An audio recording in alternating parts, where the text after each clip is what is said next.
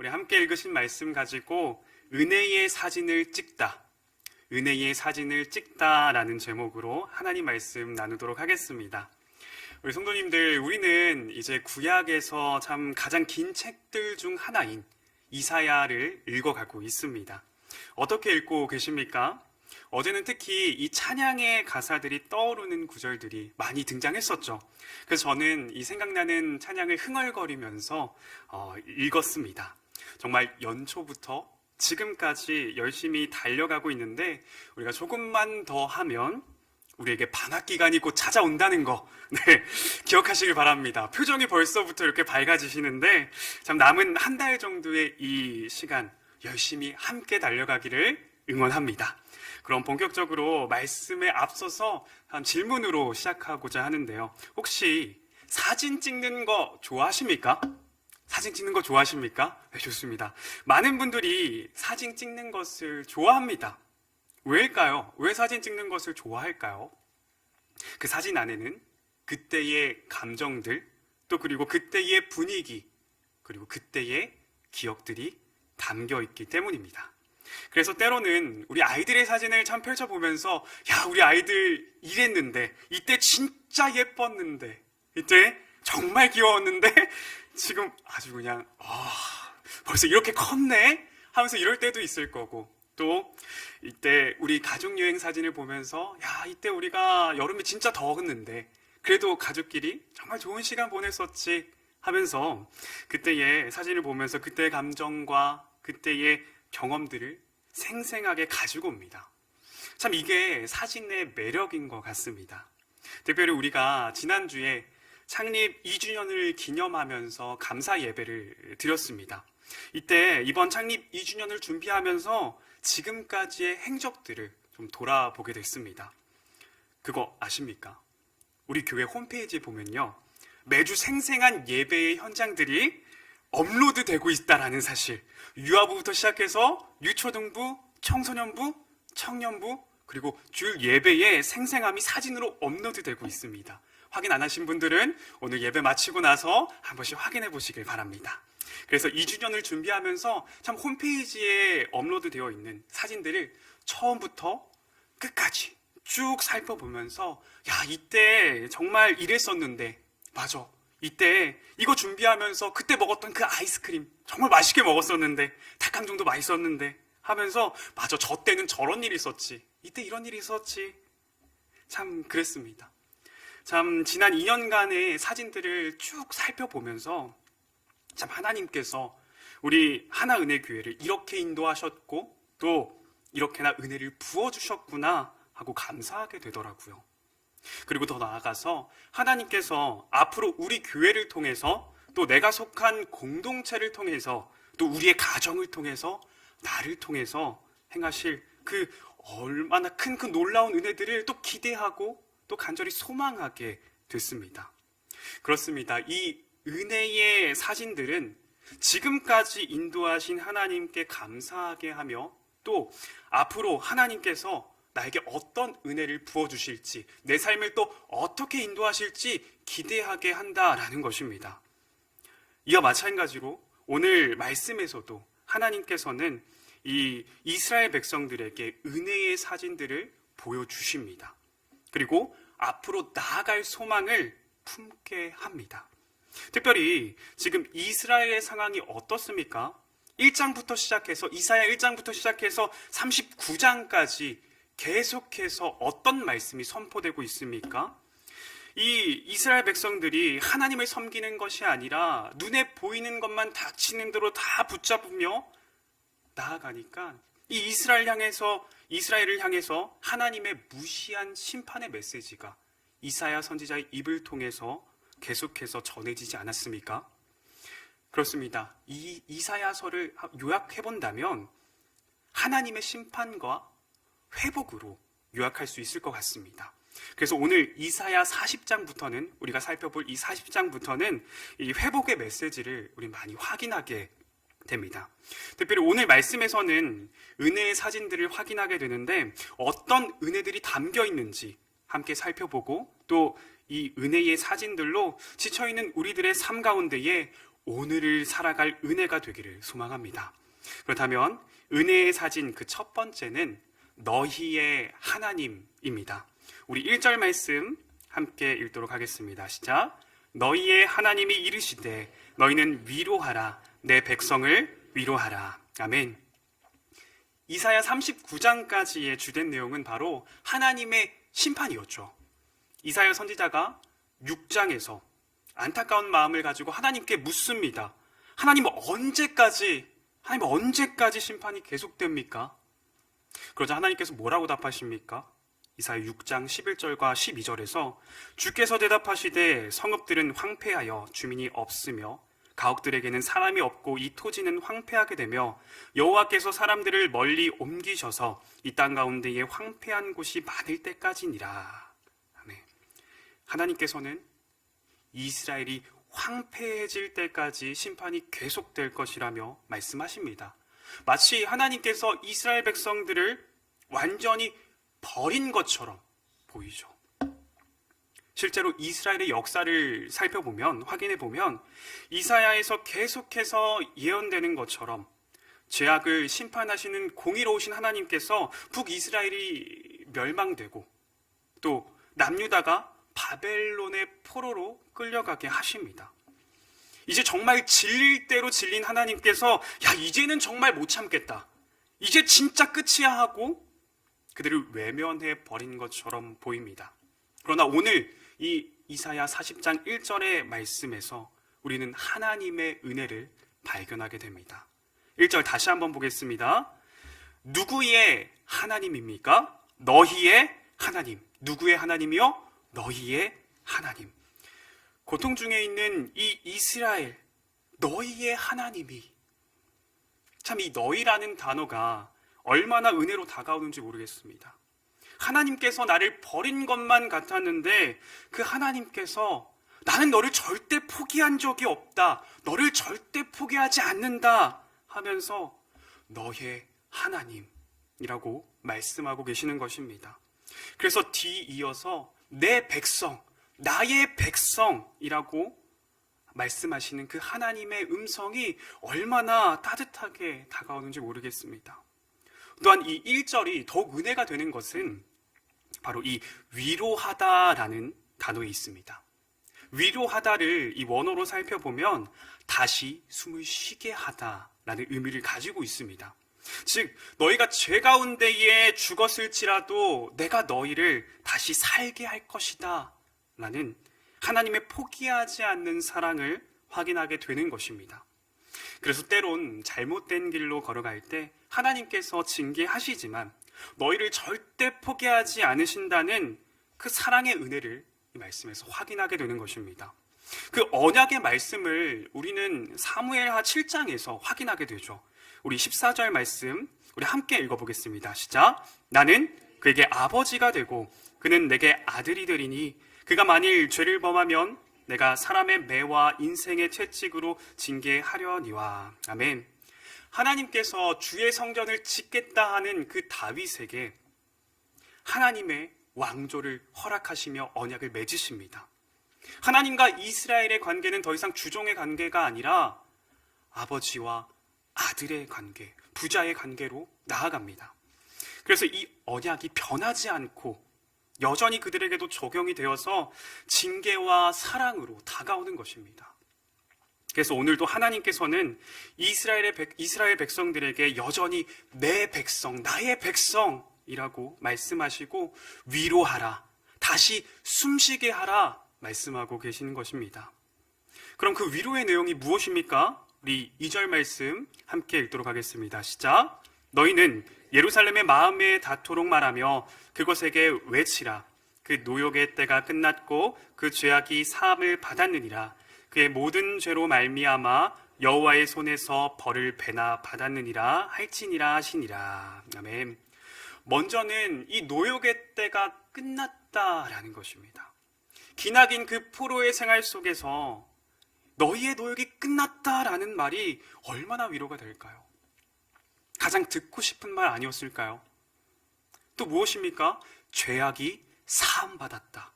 죄인인 이스라엘 백성이 그 죄가 다 사함 받았다라는 것입니다. 그래서 그의 죄로 말미암아 이 죄값이 완전히 치루어졌다라고 말합니다. 노역의 때가 끝나고 죄악이 사함 받았다, 죄값이 완전히 치루어졌다, 한마디로 자유함을 얻었다는 것입니다. 자유함을 잃은 이스라엘 백성들에게 가장 큰 위로는 자유함을 다시 얻는 것입니다. 오늘 이 말씀이 우리에게 위로가 되는 이유가 무엇입니까? 바로 우리도 이 위로함을 받았기 때문입니다. 예수 그리스도를 믿음으로써 죄 가운데 자유로워진 이 복음의 사건이, 주님이 나의 하나님이 된다는 그 사건이 최고의 위로인 줄 믿습니다. 우리는 이렇게 가장 큰 위로를 받았지만 인생을 살아가다 보면 참 많은 상처들과 또 경제적인 어려움들, 또 수많은 문제들로서 너무나도 쉽게 이 사실을 잊고 지냅니다. 그 구원의 기쁨은 온데간데 없고 어느새 내 눈앞에는 그냥 처참한 현실이 다가와 그 구원의 기쁨을, 하나님과 함께 숨쉬었던 그 기억들을 다 사라지게 만들어버립니다. 그러나 오늘 이사야의 말씀은 그런 우리에게 이 은혜의 사진을 찍어서 우리에게 보여줍니다.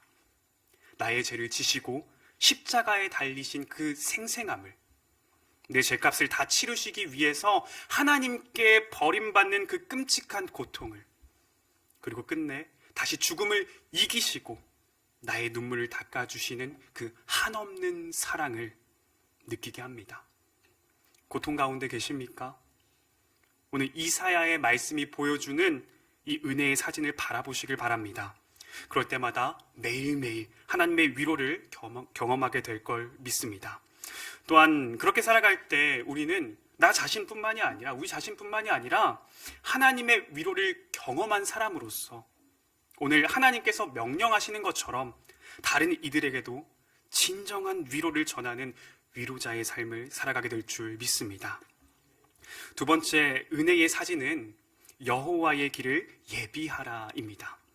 하나님께서 위로하시면서 주신 명령이 또 무엇이 있습니까? 우리 3절 말씀 읽겠습니다. 함께 읽습니다. 시작.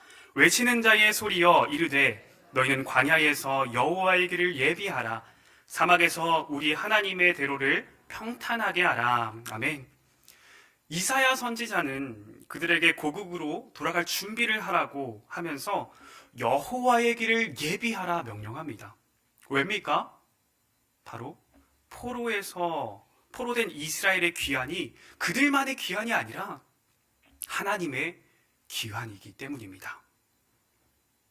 유다 백성들의 끝없는 죄악으로 인해서 하나님의 심판이 시작되자 이 하나님의 영광이 성전을 떠나기 시작합니다. 그래서 에스겔에서는 그 내용을 구체적으로 다루고 있는데, 에스겔 9장 3절 상반절 말씀에 구룹에 머물러 있던 이스라엘 하나님의 영광이 성전 문지방에 이르더니, 구약 성전을 우리가 살펴보면 지성소가 있고 그 안에 무엇이 있습니까? 바로 하나님의 임재를 상징하는 언약궤가 있습니다. 그래서 그 위에 그룹들이 서로 마주보며 날개로 속죄소를 덮는 형상을 하고 있죠. 하나님의 영광이 이 그룹 사이에 머물렀습니다. 그래서 성전이 될 수 있었습니다. 아무리 화려하게 지었다 하더라도 그곳에 하나님의 영광이 떠나간다면 그저 천막으로 가려진 공간에 불과하다라는 것입니다. 오늘도 마찬가지죠. 우리가 교회일 수 있는 이유가 무엇입니까? 바로 하나님의 영광이 우리 가운데 있기 때문인 줄 믿습니다. 주님이 세우신 우리 하나은혜교회에 하나님의 영광이 떠나지 않길 소망합니다. 여러분 한 사람 한 사람에게도 그 하나님의 영광이 떠나지 않길 바랍니다. 하나님의 영광이 여러분의 가정 가운데에도 떠나지 않길 소망합니다. 그런데 에스겔서에서는 이 하나님의 영광이 점차 이 성전을 떠나가는 것을 확인하게 됩니다. 이 그룹에서 성전 문지방으로, 또 에스겔 10장 4절을 보면 여호와의 영광이 그룹에서 올라와 성전 문지방에 이르니 구름이 성전에 가득하며 여호와의 영화로운 광채가 뜰에 가득하였고, 이제는 성전의 뜰로 나아갑니다. 또 19절을 살펴보면 그룹들이 날개를 들고 내 눈앞에 눈앞에 땅에서 올라가는데 그들이 나갈 때에 바퀴도 그 곁에 함께 하더라. 그들이 여호와의 전으로 들어가는 동문에 머물고 이스라엘 하나님의 영광이 그 위에 덮였더라. 그리고 성전의 뜰에서 이젠 성전 동편에 머물게 됩니다. 마지막 에스겔 11장 23절에서는 여호와의 영광이 성읍 가운데서부터 올라가 성읍 동쪽 산에 머무르고 성전 동편에서 성읍으로 또 그리고 결국 예루살렘 동편에 있는 감람산에 이르게 됩니다. 즉 우리는 이것을 통해서 무엇을 알게 됩니까? 하나님의 영광이 한순간에 떠나지 않았다는 것입니다. 하나님은 성전을 떠나기 원치 않으셨습니다. 무슨 말입니까? 하나님은 자신의 임재를 이스라엘 백성들에게 거두시기를 원치 않으셨다는 것입니다. 이것이 하나님의 마음입니다.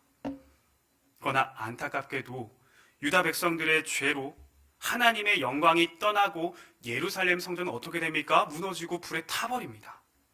그렇게 70년의 포로 생활을 청산하고 다시 고국으로 돌아오는데 왕 대신 주님도 그들과 함께 예루살렘으로 돌아오신다라는 것입니다. 그래서 이사야 선지자는 오늘 말씀에서 하나님의 대로를 예비하라, 하나님의 대로를 평탄하게 하라라는 것입니다. 어디에서요? 광야에서, 사막에서. 혹시 사막에 가보신 적 있으십니까? 아니면 사막의 사진이나 영상을 보신 적 있으십니까? 그곳에는요, 아무것도 없죠. 그저 눈앞에 보이는 것은 눈부신 모래와 뜨거운 태양뿐입니다. 그렇습니다. 광야는, 사막은 아무것도 안 보이는 곳입니다. 광야에 무엇이 있겠습니까? 사방에 빌딩이 이렇게 세워져 있겠습니까? 아니요. 오직 위를 바라보아야 하는 곳, 그곳이 광야이자 사막입니다. 오직 하나님께 집중하는 곳, 아니 하나님만 바라볼 수밖에 없는 곳, 그곳이 광야입니다. 혹시 광야 같은, 사막 같은 곳에 계시다면 하나님을 예비해야 할 가장 좋은 장소이심을 믿으시길 바랍니다. 그럼 어떻게 주의 길을 예비합니까? 오늘 이 이사야의 외침은 신약에서 세례 요한의 외침과 연결시키죠. 우리 마태복음 3장 3절의 말씀 우리 함께 읽도록 하겠습니다. 시작. 그는 선지자 이사야를 통하여 말씀하신 자라. 일렀으되 광야에 외치는 자의 소리가 있어 이르되 너희는 주의 길을 준비하라. 그가 오실 길을 곧게 하라 하였느니라. 아멘. 세례 요한은 그 주님의 오실 길을 어떻게 예비했습니까? 이 앞절 2절을 살펴보면 회개하라 천국이 가까이 왔느니라 하였으니. 아멘. 세례 요한은 회개의 세례를 베풀며 주님의 오실 길을 예비했습니다. 그래서 사막 같은 메마른 그 사람들의 마음을 그리스도를 영접하게 합당하도록 평탄케 했습니다. 그렇습니다. 주의 길을 예비하는 것, 그것은 회개에서부터 시작합니다. 하나님 없이 지낼 수 있다고 그렇게 믿었던 그들이, 하나님의 길이 아니라 내 길이 옳다고 믿었던 그들이 주님께로 다시 돌아갈 때에 오늘 이사야 선지자가 말한 것처럼 골짜기마다 도두어지며 산마다 언덕마다 낮아지며 고르지 아니한 곳이 평탄하게 되며 험한 곳이 평지가 될 것입니다. 오늘 이 이야기는 이스라엘 백성들만의 이야기가 아닙니다. 오늘 우리에게도 동일하게 주어지는 하나님의 말씀인 줄 믿습니다. 그래서 내게 하나님보다 더 높았던 것들이 있다면 주님께 회개하며 그 높았던 나의 교만을 깎아 내려가고 또 골짜기처럼 부서진 곳이 있다면 주의 믿음으로 다시 회복되어지는 놀라운 은혜가 우리 가운데 있길 원합니다. 우리가 평지가 되면 어떻게 됩니까? 오늘 5절에서 살펴보면 여호와의 영광이 나타나고 모든 육체가 그것을 함께 보리라. 이는 여호와의 입이 말씀하셨느니라. 아멘. 하나님의 영광이 내 삶을 통해서 나타나기 시작한다는 것입니다. 그래서 평탄화하는 작업이 얼마나 중요한지 저는 거울을 통해서 좀 확인하게 됐습니다.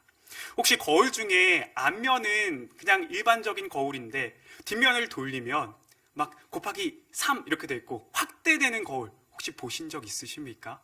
우리가 화장할 때도 많이 사용하고 또 뭐 확대할 때 또 사용을 하죠. 저희 집에 딱 그 거울이 있었습니다. 그래서 설교를 준비하는데 딱 옆에 이 거울이 보이는 겁니다. 그러면서 이 거울처럼 평탄한 면에는 그 사물을 나를 잘 비추지만 이 오목한 부분은 이 실제를 왜곡시키는구나.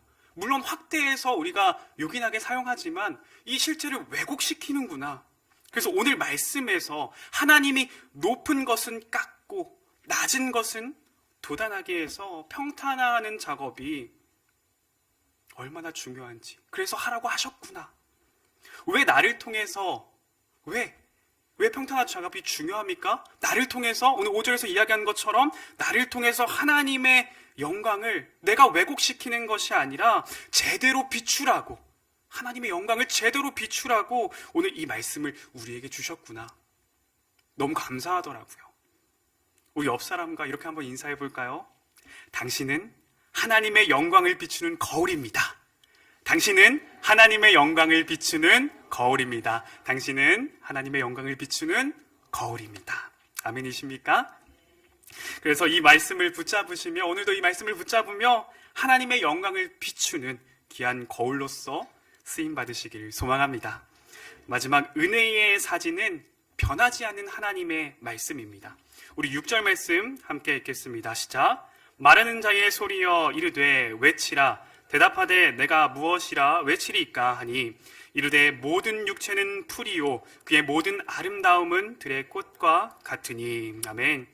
하나님은 이사야 선지자를 향해서 외치라고 합니다. 무엇을요? 모든 육체는 풀이고 아름다움은 들의 꽃이다. 이게 회복과 무슨 관계가 있습니까? 무슨 상관이 있습니까? 결국 풀은 마르고 꽃은 시들기 때문입니다. 즉 영원한 것은 없다라는 것입니다. 이스라엘을 압제하는 바벨론이나 페르시아 이런 강대국은 결국 시들게 된다는 것입니다. 왜요? 7절을 보니까 풀은 마르고 꽃이 시듬은 여호와의 기운이 그 위에 불미라. 이 백성은 실로 풀이로다. 무엇이 그들에게 부러웁니까? 여호와의 기운이. 아무리 강하다고 할지라도 여호와의 기운이 불면 한순간에 사라지는 것이 인간의 한계인 것입니다. 그것이 우리의 정체성입니다. 그러나 이스라엘의 역사를 보면요, 어떻습니까? 당장 이 눈앞에 보이는 강대국을 의지하기 시작하죠. 또한 눈에 보이는 우상들을 쫓아 살아갑니다. 하나님보다 대세를 따르기 시작하죠. 그것을 더욱더 즐겨합니다.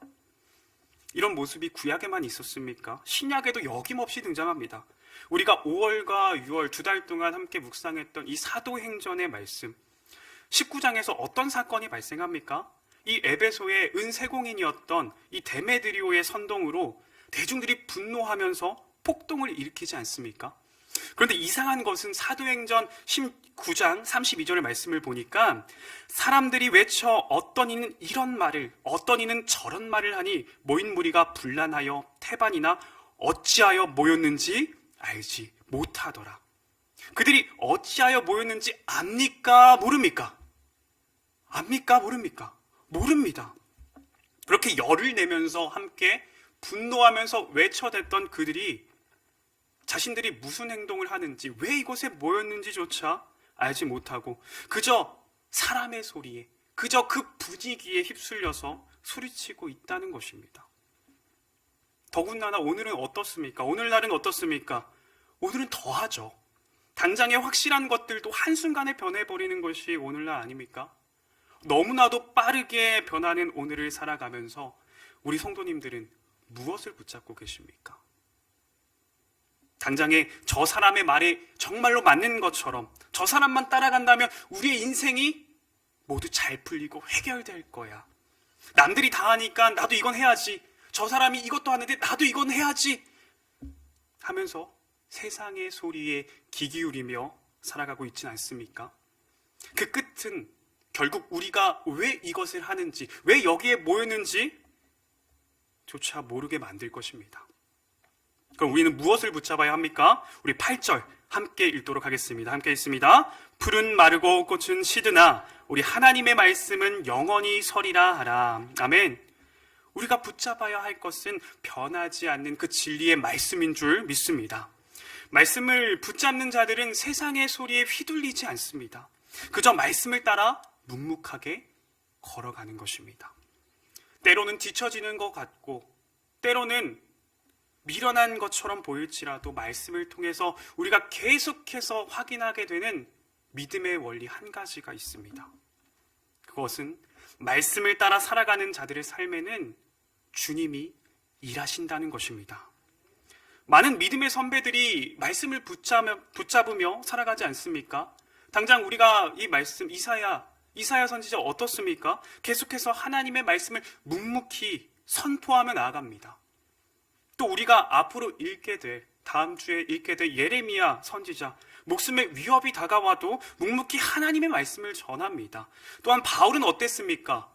계속해서 하나님의 말씀을 붙잡으며 나아가니까 그의 입술에서 하나님의 일하심을 증거하지 않습니까? 말씀을 붙잡고 가는 이들의 특권, 바로 하나님께서 우리의 삶을 통해서 일하신다는 것입니다. 저는 참 감사한 것이 우리 하나은혜교회에서 참 하나님의 일하심을 계속해서 함께 바라볼 수 있는 것이 너무나도 감사합니다. 특별히 저희 청소년부 아이들과 함께 또 하나님이 하셨음을 고백하게 될 그 놀라운 일들을 꿈꾸게 됩니다. 지난주에도 아이들과 말씀을 나누면서 참 세상의 소리, 세상의 대세, 그것이 아니라 말씀을 선택하는 것이 정말 뒤처지는 것 같고 또 누구는 손가락질하면서 미련하다라고 말할지 모르겠지만 그 선택은 하나님께서 분명히 너의 삶을 통해서 일하시게 될 것이고 하나님의 일하심을 우리가 고백하게 될 것이다 라면서 함께 말씀을 선포하며 함께 결단하는 시간을 가졌습니다. 우리가 계속해서 아이들에게 가르치고 또 함께 기도해야 할 것이 바로 이 믿음의 원리인 줄 믿습니다. 그래서 우리 다음 세대 아이들의 입술에서 정말 하나님께서 일하십니다 라는 이 믿음의 고백이 끊이지 않기를 정말 간절히 소망합니다. 그 믿음의 여정에 우리가 먼저 믿음의 선배로서 본을 보이고 또 좋은 샘플이 되는, 좋은 발자국이 되는 우리 하나은혜교회가 되길 주님의 이름으로 축복합니다. 이제 말씀을 정리하려고 합니다. 오늘 이사야 40장의 말씀을 통해서 우리는 이스라엘 백성들을 향해 하나님께서 은혜의 사진들을 찍어 가심을 확인하게 됩니다. 은혜의 사진 첫 번째, 너희의 하나님입니다. 우리를 절대 포기하지 않으신다는 그 신실하신 하나님의 사랑이 오늘 우리를 다시 숨쉬게 합니다.